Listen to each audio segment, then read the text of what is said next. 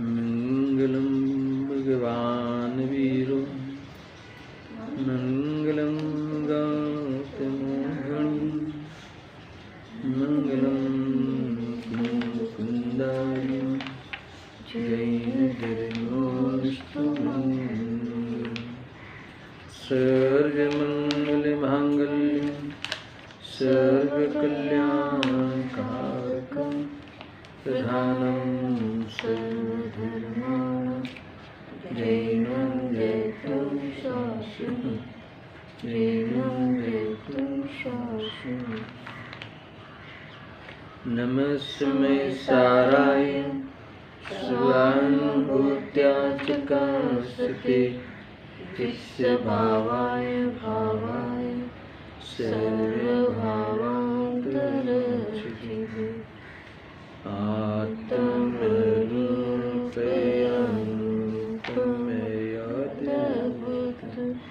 याहि लखे भवसिन्धुतरो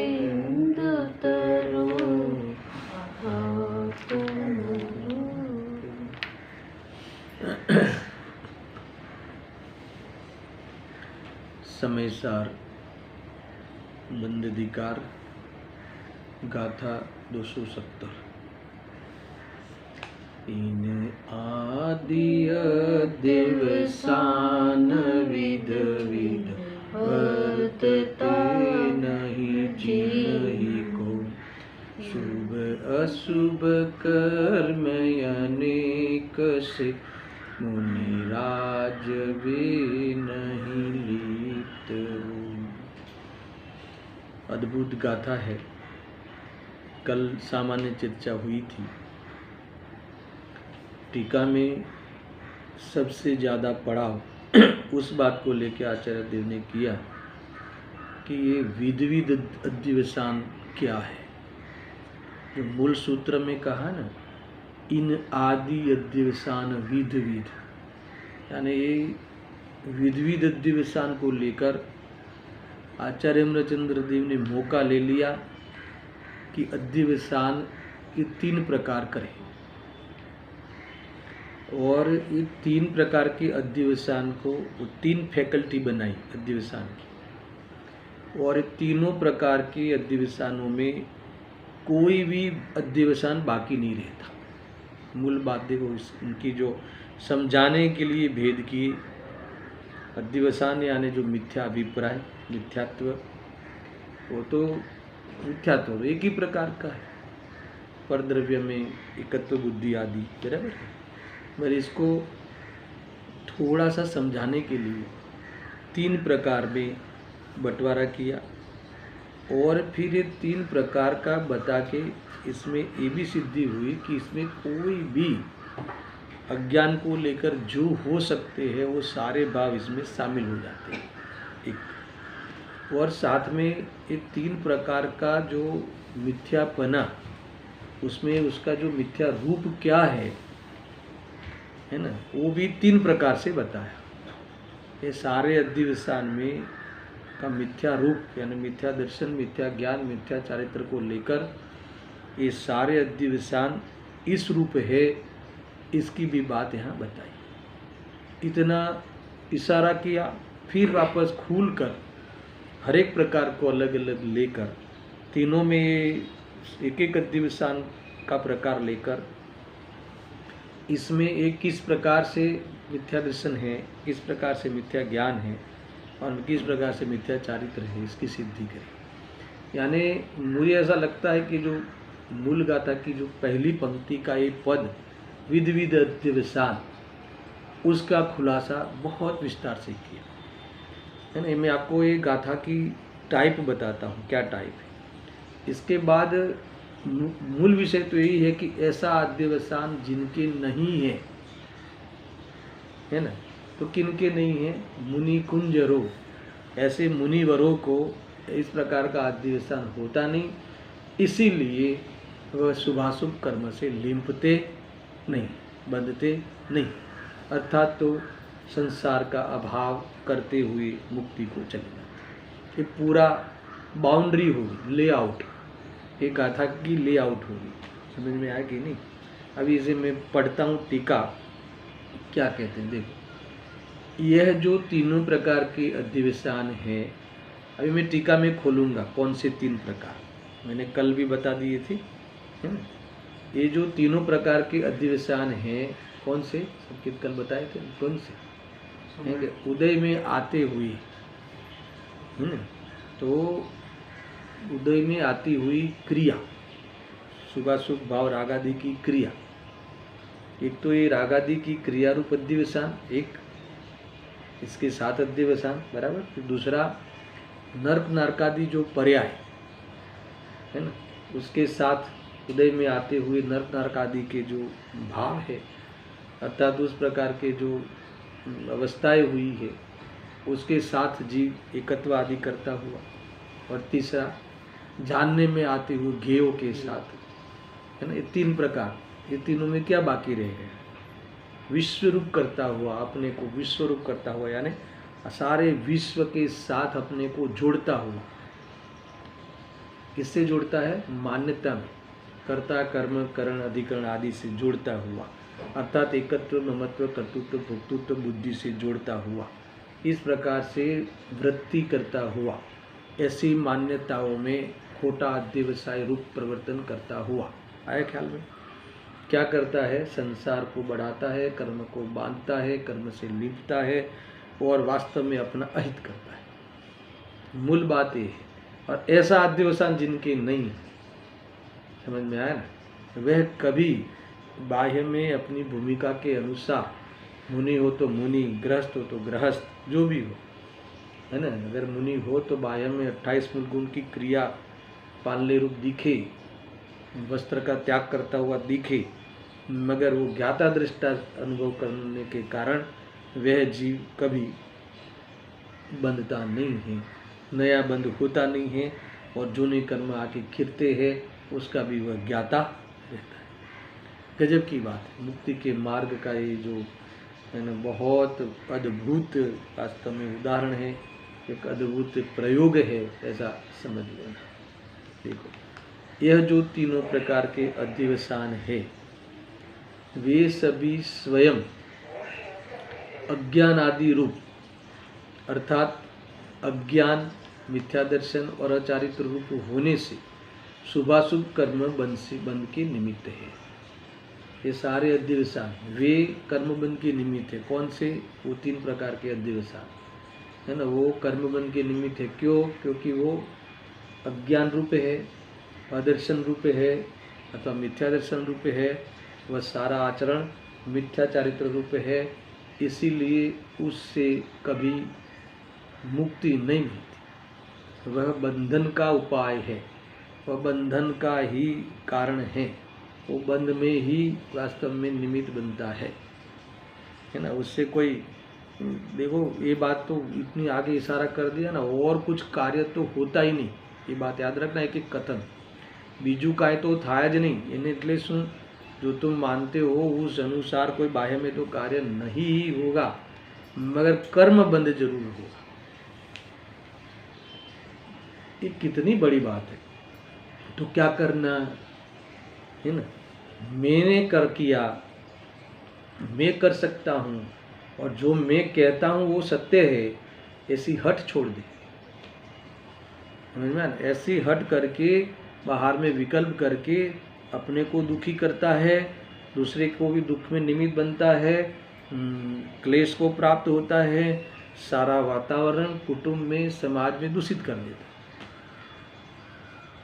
इसमें निमित्त बनता है, देता है। इसका अर्थ ये है, इससे यही होता है और क्या होता है ना। तो ये कहा, देखो अब इसे विशेष समझाते हैं, चिंता नहीं करना। अभी तो खोलने वाले, अभी मैंने काफ़ी जो भी मेरी है ना योग्यता थी उस हिसाब से मैंने थोड़ा खोला, समझ में आया।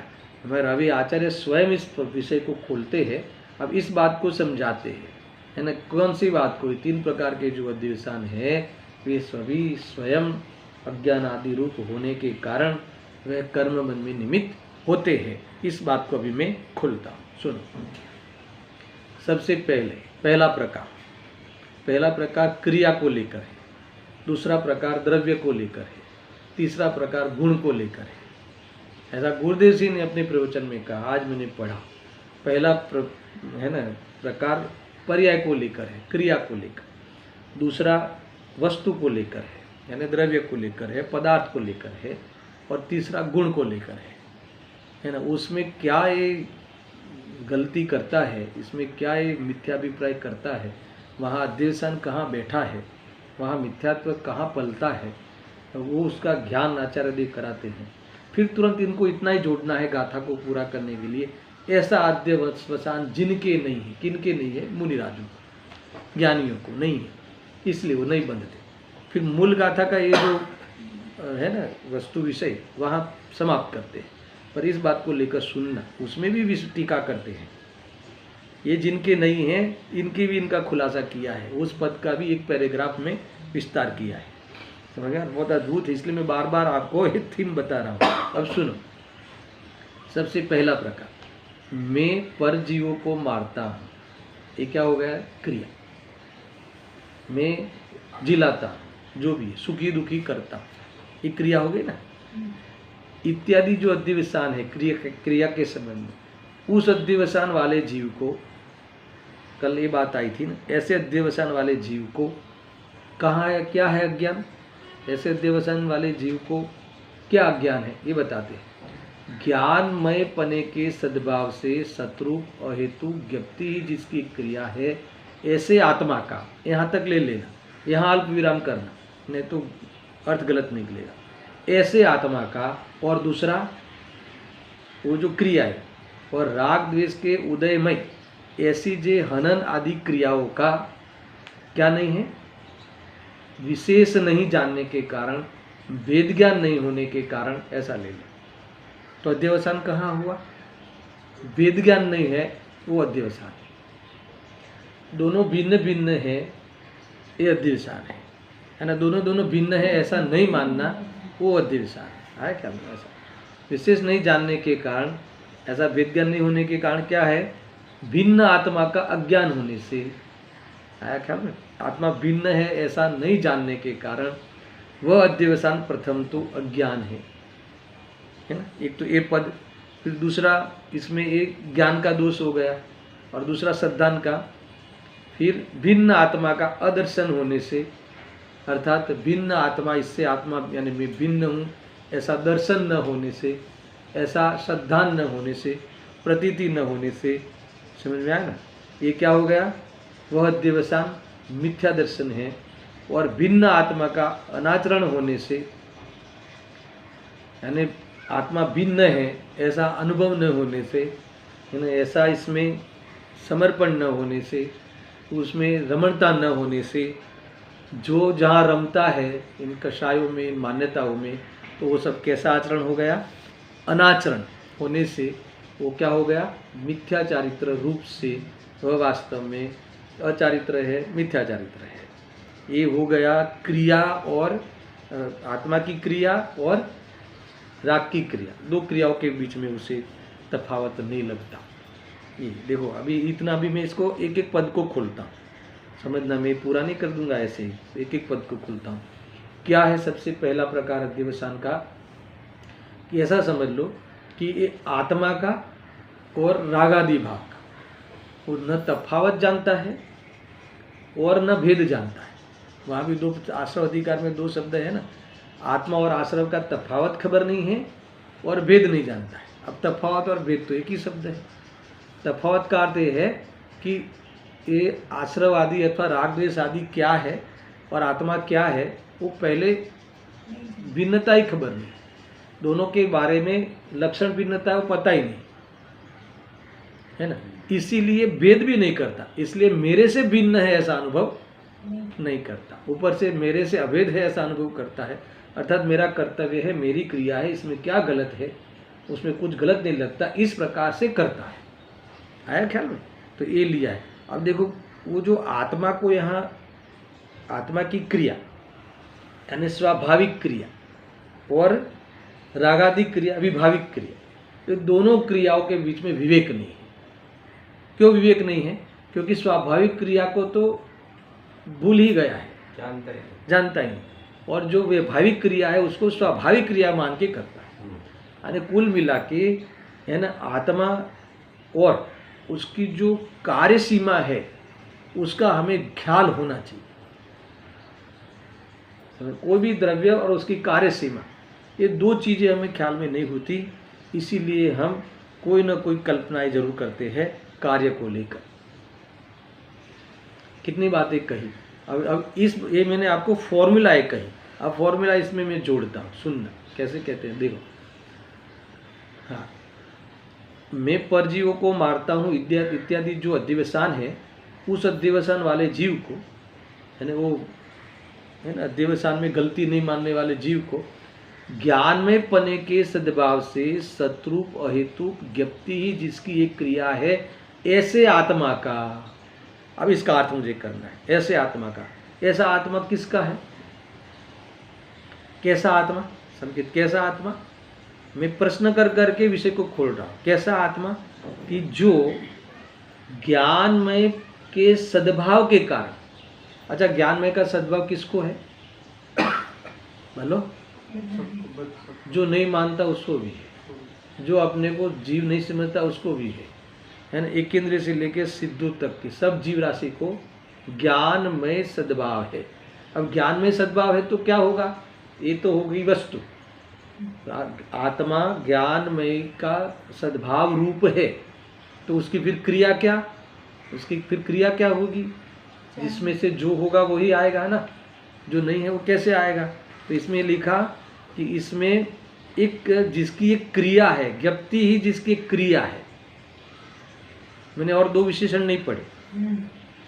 ज्ञान पने के सद्भाव से जिसकी ज्ञप्ति ही जिसकी एक क्रिया है, तो इसमें कितनी निषेध हो गया? राग जिसकी क्रिया नहीं है। तो अब बताओ कि ज्ञप्ति क्रिया है वो तो करनी पड़ेगी ना, सुनना। तो इसके लिए दो विशेषण और लिख दिए। क्यों लिख दिए? पूर्व में दो विशेषण और लिख दिए कि वो ज्ञप्ति क्रिया कैसी है? सतरूप है और अहेतुक है। समझ में आया? तो कि इसकी स्टाइल समझना। सतरूप है यानी कैसी है?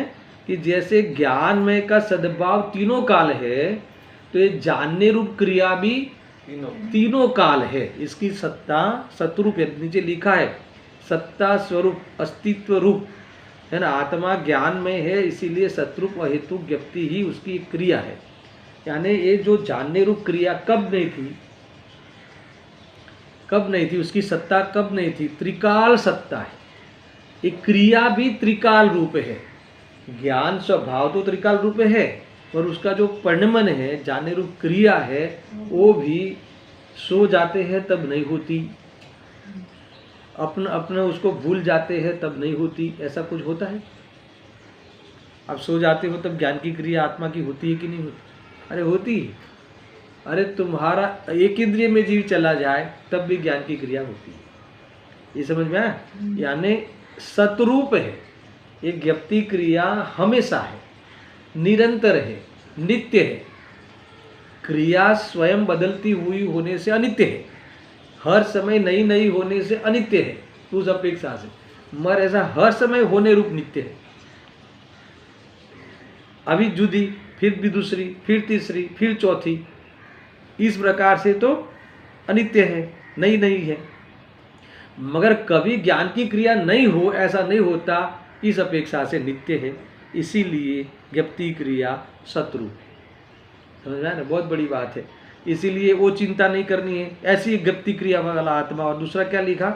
अहेतुक है। अब ये बहुत गजब का है ना। तो अहेतुक इसका अर्थ क्या? जिसका कोई कारण नहीं है। देखो ये बात बहुत गजब की आई है। अहेतुक का अर्थ ये है कि जिसका कोई कारण नहीं है। ऐसे क्यों जानता है आत्मा? ऐसा प्रश्न हुआ कभी? बर्फ ठंडा क्यों है? कोई कारण बताओ, हेतु। अग्नि गर्म क्यों है? उसका कोई कारण नहीं है। यानी यहाँ कहते हैं कि स्वभाव में तर्क नहीं होता, उसका स्वभाव है। अरे जानन रूप परिणमन होना उसका स्वभाव है, सहज है ना। तुम नहीं जानता ऐसा मानो तो भी वो जानेगा, है ना। अगर हो सकता है कि तुम्हारे ऐसा राग आ सकता है कि जाने ही नहीं, है ना, आत्मा जाने ही नहीं, पर जाने ही नहीं ऐसा हो ही नहीं सकता, है ना। वो क्यों? क्योंकि वो अहेतुक है और कारण है ना, उसका कोई कारण नहीं है, बस जानता है, स्वभाव है इसलिए जानता है। समझ में आया ना, ये कितनी बड़ी मतलब कि निवृत्ति हो गई। अहेतुक है यानी इसका कोई कारण नहीं है, क्यों जानता है ऐसा विकल्प करने की जरूरत नहीं है ना, बस जानता है, स्वभाव है इसलिए जानता है। समझ में मैं क्या कह रहा हूँ? इसलिए जानने के लिए भी तुम्हें कुछ करना नहीं, मैं तो ये कह रहा हूँ। जानने का भी बोझा नहीं है, क्योंकि जानना उसका स्वभाव है। कभी ऐसा कोई प्रश्न करे कि क्यों जानते हैं, हम कहते हैं भी नहीं जानना चाहिए उसको, समझ आया कि नहीं? अरे तुम नहीं जानना चाहिए, तुम स्वभाव का विरोध करते हो, वो तो कोई कारण क्यों जाने वो? अरे भाई स्वभाव है, क्यों नहीं जाने मुझे बताओ। जब ज्ञान में है तो क्यों नहीं जाने? जब बर्फ की प्रकृति ठंडी है तो भी ठंडक क्यों नहीं प्रकट रखे, अग्नि गर्मी क्यों नहीं प्रकट रखे? क्योंकि वो तो उसका स्वभाव है। इसलिए कैसी है ज्ञप्ति क्रिया? ज्ञानमय का सद्भाव होने से, अब जोड़ो, अब तुम्हें बात इतना सरल हो जाएगा कि ये ज्ञानमय पने के सद्भाव होने से, फिर क्या है? शत्रु अहेतुक, फिर अहेतुक ज्ञप्ति क्रिया है जिसकी, है ना, ऐसी ज्ञप्ति क्रिया वाला आत्मा। समझ में आया ना? पूरा पढ़ा बराबर है? क्या कहा? अहेतुक ज्ञप्ति ही जिसकी एक क्रिया है, ऐसा आत्मा। अब ऐसा आत्मा किसका है? सब जीवों का। सब जीव ऐसे ही है, हर आत्मा ऐसी ही है ना, कि एक ज्ञान की क्रिया वाला है। अब इसमें सारी क्रिया, जड़ की क्रिया करने वाला आत्मा नहीं है, निषेध हो जाएगा। राग की क्रिया आत्मा की विभाविक क्रिया है, स्वाभाविक क्रिया नहीं है। तो वो क्रिया के लिए जीवन नहीं जीना चाहिए, वो क्रिया की पूर्ति के लिए हमें नहीं होना चाहिए। और स्वाभाविक क्रिया जो है उसमें अपनी क्रिया जो है ऐसा अनुभव करके संतुष्ट रहना चाहिए, अथवा ज्ञाता दृष्टा का लाभ लेना चाहिए। अर्थात ज्ञाता दृष्टा का अनुभव करते हुए, है ना, क्या करना चाहिए? आनंद लेना चाहिए। हम क्या करते हैं? आया ख्याल में? राग की क्रिया और ये ज्ञान की क्रिया। अब आगे देखो, मेरे पूरा पढ़ता हूँ, सुनना, है ना। ज्ञप्ति ही जिसकी एक क्रिया है ऐसे आत्मा का, और राग द्वेष के उदयमयी। अब सुनना, ये भी एक एक शब्द में वेद ज्ञान है। ये राग द्वेष भी उदय जनित है, ये तुम्हारे वश में नहीं है। नहीं, मैं तो राग ही करूँगा, मैं तो उसको झाड़ ही दूंगा, क्योंकि ये भी उदय जनित है, परलक्षी है, इसमें भी तुम्हारा बस नहीं चलता। तुम अभिप्राय से, अध्यवसान से वश होकर मैंने किया मानते रहो, पर ये भी तुम्हारे हाथ की बात नहीं है ये, क्योंकि ये भी उदयमय ऐसी उदय वाली चीजों में तुम्हारा कुछ नहीं होता। तुम जानने रूप अनुभव करने के पक्ष में आ जाओ तो वो उदय का प्रकार अलग हो जाएगा। अर्थात तो उदय अनुदय रूप से, है ना, अनुदय रूप होता हुआ अथवा भी नया उदय होवे ऐसा प्रकरण नहीं होगा, इतना होगा। वो भी वो उसमें हमें जाना ही नहीं है, हमें तो अपना स्वरूप का अनुभव करना है। समझ आया? ये मैंने क्या कहा, क्यों कहा? और राग द्वेष के उदय में ऐसी हनन आदि क्रिया, ये भी उदय रूप है। उदय रूप है इसका अर्थ स्वभाव रूप नहीं है। उदय रूप समझ में आया ना? कर्म का और इन राग का क्या है, उसके साथ व्याप्य व्यापक का संबंध है, यानी ये पौद्गलिक है, क्योंकि ये तो वेद ज्ञान कराना है ना। ये तुम्हारी क्रिया नहीं है, तुम्हारे में होती हुई, तुम अपने को स्वामी मानते हुए होती है ऐसी क्रिया भी स्वाभाविक नहीं होने से, पलक से होने के कारण, कर्म के उदय के साथ उसका व्याप्य व्यापक कहा। निमित्त नैमित्तिक तो है ही, वास्तव में निमित्त नैमित्तिक है, फिर भी एक ऐसी भी बात आई कर्ता कर्म में कि राग के साथ, रागादि भाव के साथ कर्म का व्याप्य व्यापकपना है। रागादि हो और कर्म नहीं आवे ऐसा नहीं है, कर्म उदय में हो और रागादि नहीं हो ऐसा नहीं है, है ना, होगा ही होगा। तो उसके साथ व्याप्य व्यापकपना है। जब राग नहीं होता तो कर्म नहीं आते, इसलिए कर्म के साथ है। आत्मा के साथ दोनों तरफ की व्याप्ति नहीं बैठती। आत्मा है वहाँ राग, समझना, जहाँ जहाँ राग है वहाँ आत्मा होता ही है, पर जहाँ जहाँ आत्मा होता है वहाँ राग होता है ऐसा नहीं है। इसलिए दो तरफा दोनों व्याप्ति नहीं बैठती, इसलिए व्याप्य व्यापक नहीं। ऐसी बातें आई, बहुत कुछ आई कर्ता कर्म अधिकार के साथ। ये मैंने इसलिए पकड़ खोला कि ये राग द्वेष के उदय में इसका भावासन कराता हूँ, उदय में क्रिया, इससे वहीं से तुम्हें उसका व्यर्थता भाषित हो। वो राग आदि की क्रियाओं को पूर्ति करने की जो ठान ली है, उसके लिए जो जीवन लगा दिया है, ऐसी मूर्खता नहीं करना। व्यर्थता भाषित होवे, समझ में आए ना। और व्यर्थता भाषित तब हुई कहलाएगी कि जब स्वाभाविक जो क्रिया है उसका स्वीकार करते हुए इसका एकत्व टूट जाए, करने लायक ऐसी बुद्धि टूट जावे, अथवा तो स्वभाव के प्रति प्रेम रहे, ज्ञाता दृष्टा का लाभ लेवे, तब ही दृष्टि छूटी कहलाएगी। और फिर जब बिना दृष्टि के आते हुए राग द्वेष उसे परेशान नहीं कर सकते। स्वरूप में रहना आ गया, उसे जुदा अनुभव करने आ गया, तुम्हें एक बार खड्डे से कैसे बचना वो आ गया, समझ में आया ना। तो फिर कितने भी खड्डे आ जावे, तुम्हारे पास बचने की विद्या है। तुम्हें मान लो कि उस श्लोक में गाड़ी खड़ी करते हैं ऐसे, तो उसमें कुछ ट्रिक है ना, ट्रिक है कैसे खड़ी रखना। अभी वो नहीं आती तो परेशान हो जाती, तो हमें लगता है कि स्लोप आना ही नहीं चाहिए, अर्थात तो जहाँ स्लोप है वहाँ जाना ही नहीं चाहिए। आप क्लच में गाड़ी चलावी, सुनो, मुझे वहाँ नहीं जाना है, ट्रिक नहीं बताना है, मुझे ये ट्रिक बताना है। क्या कहा? फिर हम क्या करते हैं कि नहीं, डरते हैं, जहाँ स्लोप है वहाँ जाना ही नहीं चाहिए। तो ऐसा होता नहीं, स्लोप तो आएंगे, तुम्हें ट्रिक आनी चाहिए, समझा। अगर तुम्हें ट्रिक आ गई, क्योंकि तुम कहो कि नहीं कोई विश्व में पदार्थ रहने ही नहीं चाहिए, और पहले तो राग बंद हो जाना चाहिए, फिर मैं आत्मा में जाओ, ऐसा होगा नहीं, समझा कि नहीं। तुम्हें वो राग रहते हुए तुम्हें क्या क्या कमाल करना है, वो ट्रिक आनी चाहिए। कोई कहे कि नहीं पहले तो बेटा ही नहीं हो ना, तो राग ही नहीं हो, पहला उपाय खोटा ये करता है। बेटा नहीं हो यानी इसका अर्थ पता है, बेटा नहीं इसका अर्थ कि विश्व में कोई पदार्थ ही नहीं हो, मैं अकेला हूँ, तो झगड़े ही नहीं हो, फिर तो सारा क्षेत्र मेरा, फिर कोई सारा, फिर कोई भाव बढ़े घटे कोई बात ही नहीं। तो क्या ऐसा नहीं होता, 6 के 6 रहेंगे, पे एक निमित्त को हटाने का मत सोचो, समझा। फिर कि ठीक है ये रागादि का बंद करना है ना, नहीं मेरे बंद हो जाए फिर मैं आत्मा में जाओ, ऐसा नहीं, तुम आत्मा में जाओगे तब बंद होगा। अब ये ट्रिक आनी चाहिए, यानी तुम्हें तो स्लोप पे खड़ी रहने की ट्रिक आ गई ना, फिर कितना भी बड़ा स्लोप आवे, वो ट्रिक है, वो ट्रिक से तुम उसको पार कर दो, समझ में आया ना।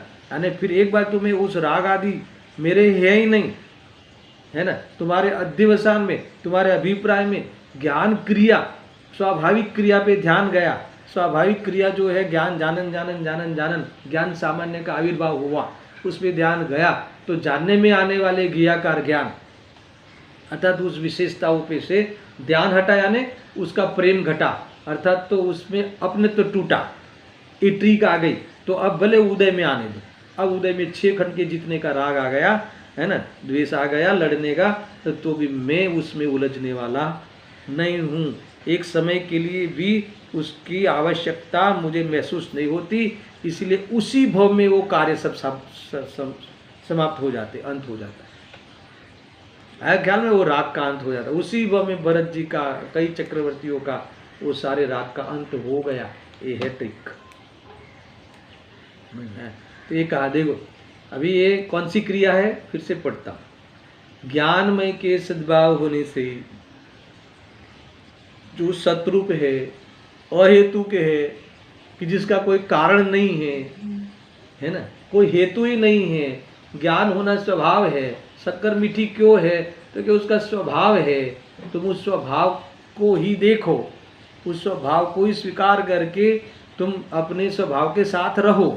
तुम यानी कौन, वर्तमान उपयोग, उस स्वभाव का ही पक्ष लेकर, अर्थात तो प्रतीति करके, यानी तुम्हारा श्रद्धान आचरण, यानी उसमें लीन रहो, बस। ज्ञप्ति क्रिया से आत्मा को पकड़ना है, ज्ञप्ति क्रिया को नहीं पकड़ना है, ध्यान रखना। ज्ञप्ति क्रिया यानी लक्षण जानने रूप, उससे अपने को कहाँ से पकड़ना है? भिन्न द्रव्यों में हमने मिला के छोड़ दिया था, भिन्न द्रव्यों में हमने छोड़ दिया था, वहाँ से अपने को, ये भेद ज्ञान से अपने को पकड़ना है, यानी जानना है। पकड़ना क्या हो? जानना है, यानी ये तुम्हारी दृष्टि में पकड़ में आना है, समझा? ये है। तो ये जो ऐसी जो ज्ञप्ति क्रिया, कैसी? अहेतुक और शत्रुप, ऐसी जो ज्ञप्ति क्रिया, ऐसी ज्ञप्ति क्रिया वाला आत्मा, और सुनना, राग द्वेष के उदय में ऐसी हनन आदि क्रिया हो। अब इसमें सब ले लेना, हनन आदि क्रिया में सब ले लेना। कौन सी सब? यानी आगे आ गई है विषय सारी, है ना? जो मैं मार सकता हूँ, मैं झूठ बोल सकता हूँ, है ना, मैं चोरी कर सकता हूँ, मैं किसी, है ना, माता बहन पे खराब दृष्टि डाल सकता हूँ, ये सब मैं परिग्रह का इकट्ठा कर सकता हूँ, या फिर ये पाप रूप क्रिया हुई ना, पाप रूप। और दूसरी, मैं मतलब जिला सकता हूँ, यानी अहिंसा, बचाने वाला, मैं बचाने वाला और मैं बचा सकता हूँ, मैं झूठ का त्याग कर सकता हूँ, ऐसी वाणी को छोड़ सकता हूँ, मैं किसी की दी हुई वस्तु, न दी हुई वस्तु को उठाऊंगा ही नहीं, उठा नहीं सकता, सब अचौर्य आदि, है ना, शील आदि, फिर ब्रह्मचर्य आदि, शील ब्रह्मचर्य परिग्रह आदि, ऐसे परिणामों को मैं करता हूँ। देखो मेरे ऐसे पुण्य परिणाम, और का तो फिर मेरे, देखो मैं तो ये पाप परिणाम मुझे उपाधि लगते हैं, उसमें क्या गलत है, या फिर मैं उसको छोड़ के पुण्य परिणाम को प्राप्त करता हूँ, ऐसा। तो ऐसी क्रियाओं, ये सारी क्रियाओं का और ज्ञप्ति क्रियाओं का विशेष नहीं जानने के कारण, विशेष यानी ये विभाव है और जानने की मेरे स्वभाव क्रिया है, वो त्रिकाल है, अहेतुक है, और ये सब कैसी है? क्षणिक है, और ये हेतु रूप है, कर्म के निमित्तिक है, पर लक्ष्य होने वाले हैं, यानी ये पराधीन है, वो स्वाधीन है। ऐसा विशेष नहीं होने के कारण ये क्रियाओं को स्वाभाविक जैसा ज्ञान अपना है वैसा इसको अपना मानते हुए, इसका क्या अर्थ? जैसा ज्ञान को अपना मानता है वैसे इसको भी अपना मानता हुआ, इसका अर्थ क्या है? क्योंकि जैसे अपनी चीज को ट्रीट कर की जाए, ऐसी इस भाव को ट्रीट करता हुआ, इसका अर्थ है।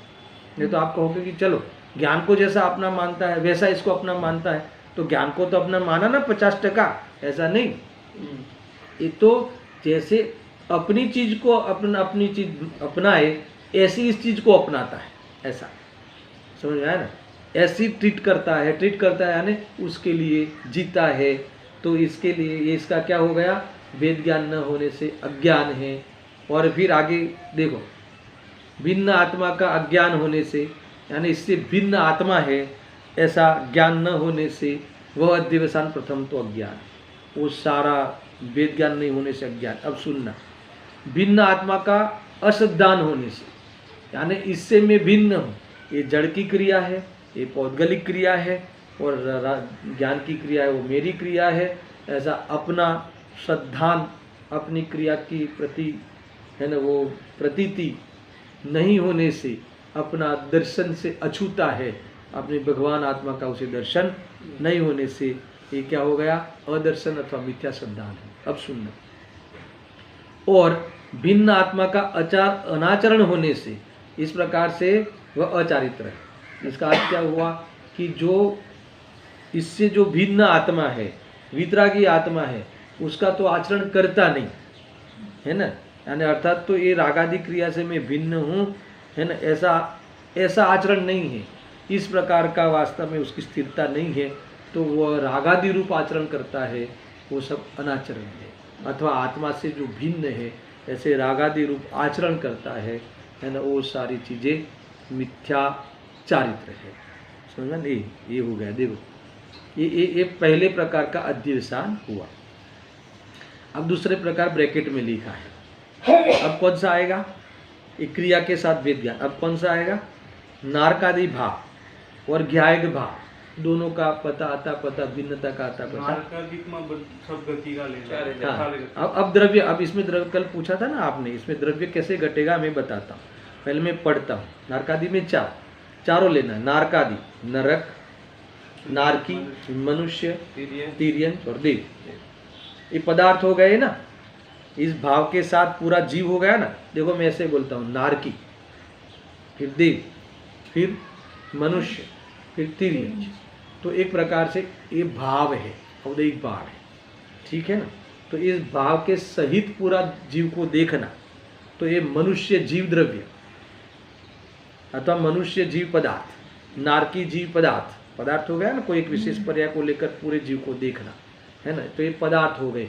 अथवा ये कौन सा जीव द्रव्य है? पंचेंद्रिय जीव द्रव्य है। ये पर्याय के सहित द्रव्य भी कह सकते हैं और पदार्थ भी कह सकते हैं। और एक पर्याय को मुख्य किया तो पदार्थ हो गया। तो ये हो गया ना, यानी वस्तु, ये मनुष्य रूपी वस्तु।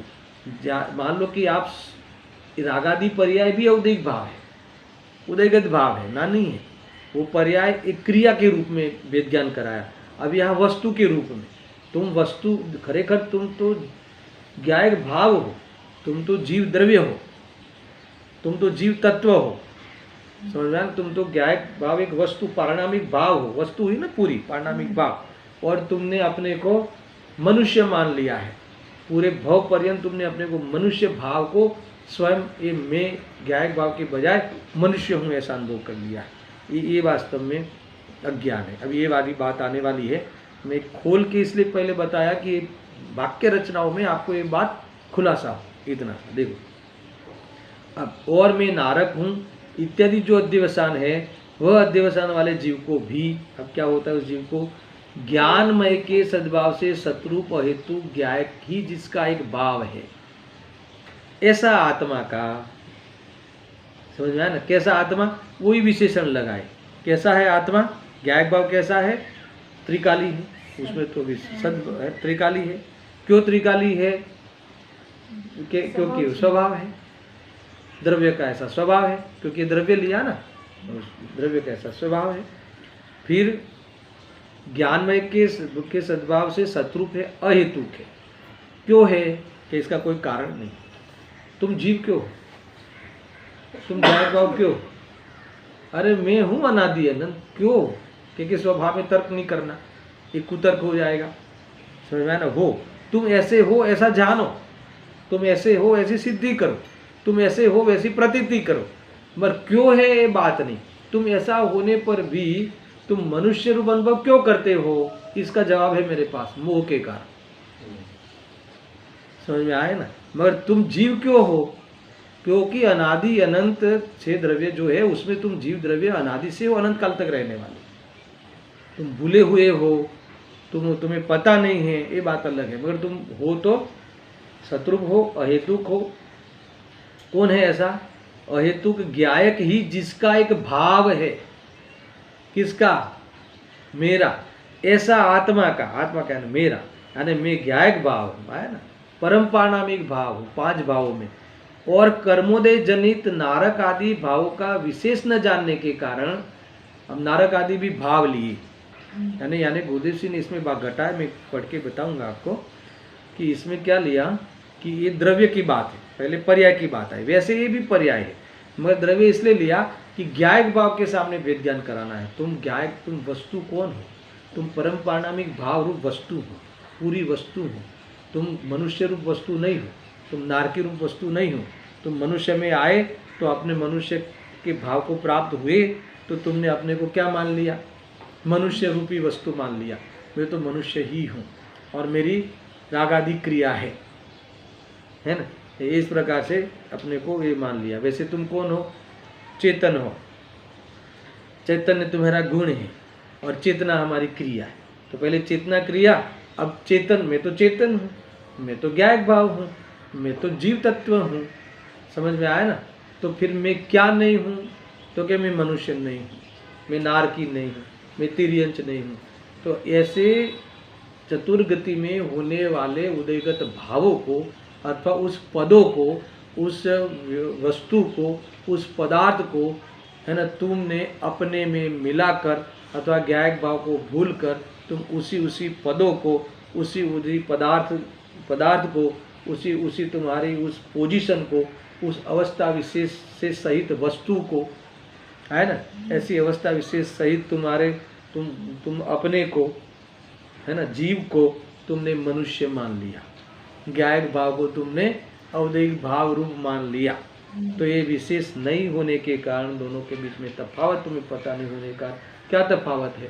वो कर्मजनित है, वो उदयगत है, वो ज्ञेय है। सबसे पहले तो जानने में आने योग्य चीज है, समझ में आया ना। वो तो एक व्यवस्था, कर्म की व्यवस्था में हुई एक समान जातीय द्रव्य पर्याय है, समझ में आया ना। तो उसे तुम अपना स्वरूप कैसे मानोगे? और ऐसा जो उसके बीच में विवेक न होने से, वेदज्ञान न होने से, देखो फिर से, और मैं नारक हूँ इत्यादि जो अध्यवसान है, वह अध्यवसान वाले जीव को भी ज्ञानमय पने के सद्भाव से शत्रुप हेतु ज्ञायक ही जिसका एक भाव है ऐसा आत्मा का, और कर्मोदय जनित नारक आदि भावों का विशेष न जानने के कारण, समझ में आया ना, भेद न जानने के कारण भिन्न आत्मा का अज्ञान होने से वह अध्यवसान प्रथम तो अज्ञान है।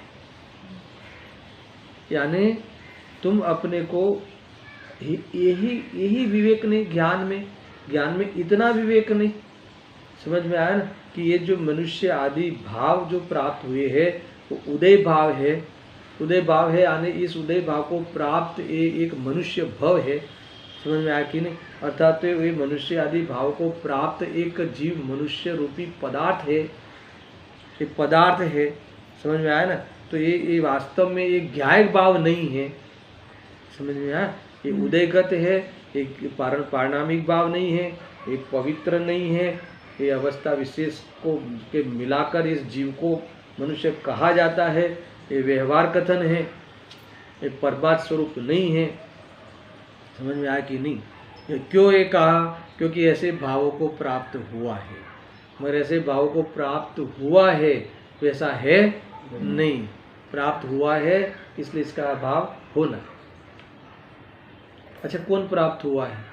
संयोग रूप प्राप्त हुआ है, समझ में आया। खरेखर तो क्या हुआ है, वो जानने में आया है, वो बात तो भूल ही जाते हैं। ज्ञप्ति क्रिया लाओ बीच में, तो क्या वो तो जानने में आया है, तो वहाँ मेरी क्रिया तो जानने की क्रिया है, समझ में आया ना। वहाँ से फिर उस भाव को तुम ज्ञेय बनाओ, अथवा ज्ञेय बन रहा है तो जानने में आ रहा है, तो उसमें तुमने क्यों उसके साथ जुड़ान कर दिया? इसलिए कि दोनों के बीच में विशेष है वैसा ख्याल नहीं है, इसलिए अज्ञान है। और दूसरा क्या कि इसीलिए दोनों, अभी आगे पढ़ो देखो, हाँ, भिन्न आत्मा का अज्ञान होने से वह अज्ञान प्रथम तो अज्ञान है, वह अध्यवसान प्रथम तो अज्ञान है।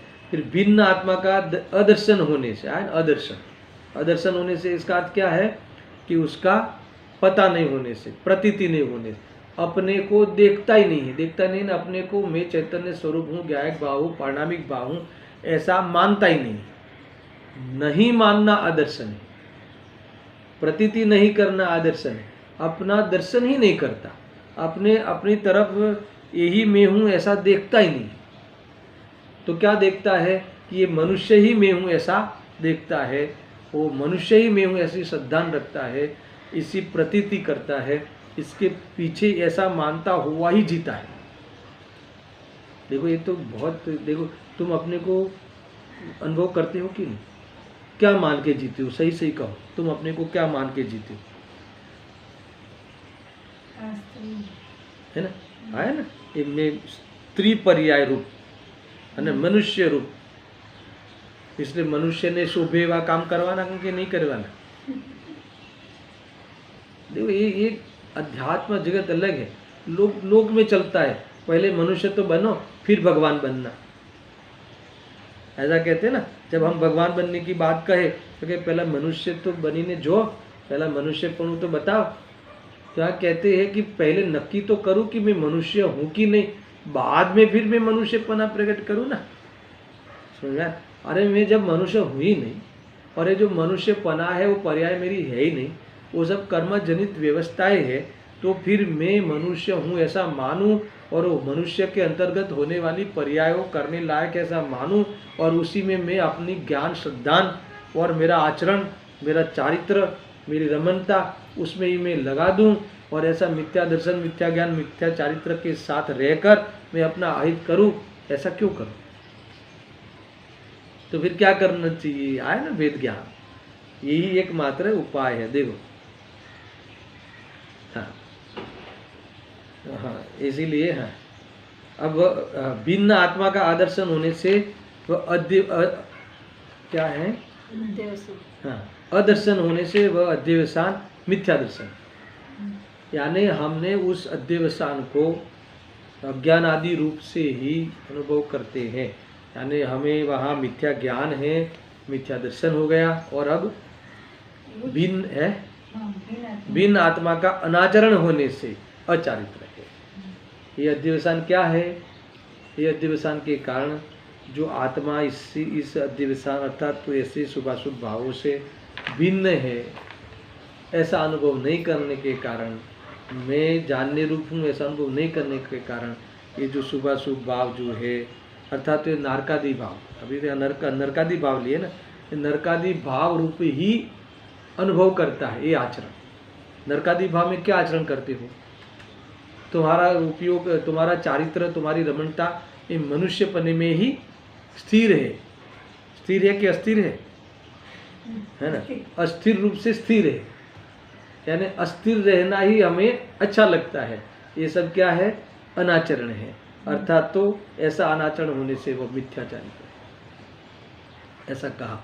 अब तीसरा प्रकार बहुत जोरदार है, उसमें कई बातें कहनी है। कभी कभी ये तो ऐसा पॉइंट है कि जीव को लगे कि ये गलती कहाँ है, बात तो वही है। अब सुनना, मैं सिर्फ पढ़ लेता। और यह धर्म द्रव्य ज्ञात होता है इत्यादि जो अध्यवसान है, उस अध्यवसान वाले जीव को भी ज्ञान में पने के सद्भाव से शत्रुप हेतु ज्ञान ही जिसका एक रूप है, ऐसे आत्मा का और ज्ञेय में धर्म आदि रूपों का विशेष न जानने के कारण भिन्न आत्मा का अज्ञान होने से वह अध्यवसान प्रथम तो अज्ञान है, भिन्न आत्मा का अदर्शन होने से वह अध्यवसान मिथ्या दर्शन है, और भिन्न आत्मा का अनाचरण होने से वह अध्यवसान अचारित्र है। इसीलिए यह समस्त अध्यवसान बंध के निमित्त है। विविध अध्यवसान में तीसरा प्रकार में खोलूंगा विस्तार से, क्योंकि इसमें जो धर्म द्रव्य आदि ले लेना जो ज्ञात होता है वह अध्यवसान है, एक गले नहीं उतरता। समझ में आया ना? ज्ञात होता है वो अध्यवसान है ना? इसीलिए जो आत्मा पर को जानता ही नहीं है, ऐसी मान्यता वाले इस कथन का है ना आधार लेकर, देखो कहा है ना 270 गाथा में क्या कहा है? जो धर्म द्रव्य आदि का धर्म द्रव्य आदि ज्ञात होता है, यानी मकान आदि ज्ञात होते हैं, ये परद्रव्य आदि ज्ञात होते हैं, वो अध्यवसान है। तो उसको कह देना है ना, आज पूरा कर देता हूँ एक पंक्ति में, तो नहीं सुनो, इसे कह देना कि तुम पूरा पढ़ो। क्या है पूरा? कि जो धर्म द्रव्य आदि परद्रव्य का जो ज्ञात होता है वो अध्यवसान क्यों है? क्योंकि वो जो जानते हैं, परद्रव्य को जानते हैं, वे है इससे भिन्न अपने आत्मा को अगर नहीं जानते तो वो अध्यवसान है। जानना अध्यवसान नहीं है, पर तुमने कुछ चीज जाना वो तो स्वभाव है, मगर तुमने जाना तो उससे तुम भिन्न हो ऐसा नहीं जाना, तुम उसमें कुछ न कुछ अपने साथ मिला के जाना। तुम ज्ञान में उस पदार्थ को ज्ञात किया, ये पदार्थ को मिला के अनुभव किया, मेरे में आ गया, मेरे हो गए, उसके कारण ज्ञान हुआ, अर्थात मेरे हो गए। तुमने उससे भिन्न आत्मा को नहीं जाना, जानने में आते हुए ज्ञेयों से भिन्न आत्मा को नहीं जाना, तो मैं जानता हूँ ये तुम्हारा अध्यवसाय है। क्या कहा? जो जानने में पदार्थ आए मगर वो पदार्थ मेरे से भिन्न है, ऐसा अगर तुम नहीं जानते हो तो मैं जानता हूँ ये तुम्हारे लिए अध्यवसान है, ये तुम्हारा पाप है, क्योंकि तुम उससे भिन्न जानते नहीं हो, तुम उससे मिला के जानते हो।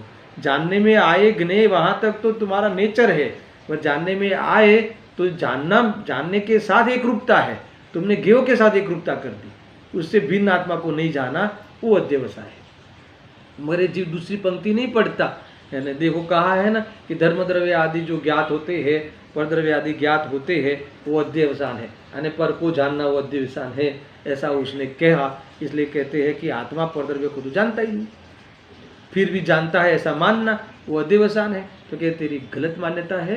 यानी मैं इसका खुलासा कल इस विषय को स्वपर प्रकाशक का विषय है, थोड़ा सा इसको यहाँ प्रासंगिक याद करेंगे। और तुमने जाना नहीं कि तुमने यहाँ वास्तव में जानने में आते हुए पदार्थों के साथ भेद ज्ञान नहीं किया, तो फिर तुमने जो भी जाना वो सब अध्यवसान है। क्या कहा, जानने में आते हुए पदार्थ तो है, वो तो जानने में आते हुए है ना, आगे जानने में आते हुए है, मगर उस जानने में आते हुए अध्यवसान क्यों है? अध्यवसान क्यों है? क्योंकि उससे विशेष नहीं जाना, वेद ज्ञान नहीं किया, वह अध्यवसान उस पंक्ति में बैठा है, वहां तक पूरा नहीं पढ़े और फिर कहे इन्हें जो वहां लिखा है, तो ऐसा नहीं है। इसकी चर्चा में कल खुल के करूँगा। सहजानंदी शुद्ध स्वरूपी अविनाशी आत्मस्वरूप, सहजानंदी शुद्ध स्वरूपी अविनाशी आत्मस्वरूप, सहजानंदी शुद्ध स्वरूपी अविनाशी